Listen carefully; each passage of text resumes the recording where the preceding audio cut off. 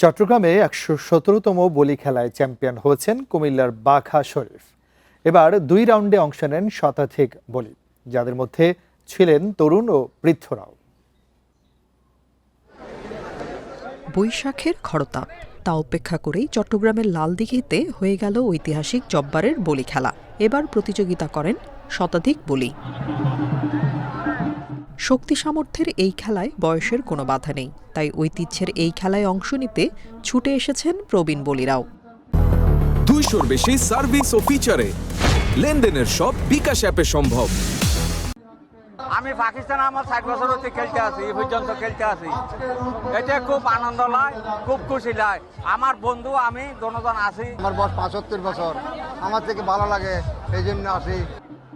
পিছিয়ে নেই তরুণরাও। বংশ পরম্পরায় হাজির হয়েছে অনেক তরুণ বলি, যাদের কাছে হার জিত নয়, ঐতিহ্যকে বাঁচিয়ে রাখাই মুখ্য। আমরা এখন যুবক আছি, তো আমাদের বয়সী যারা আছে যখন খেলতেছে না, এদেরকে অনুপ্রাণিত করার জন্য আমাদের এখানে আসা। আমরা মাদকবিহীন একটা সমাজ গড়ে তোলা, এই মাদকবিহীন সমাজ গড়ে তোলার জন্য আমরা যুব সমাজকে যাতে খেলামুখী করতে পারি, ক্রীড়ামুখী করতে পারি। 2 রাউন্ডের এই খেলায় পেশাদার বলিদের প্রতি নজর সবার। খেলা উপভোগ করতে নানা প্রান্ত থেকে আসেন দর্শকরা।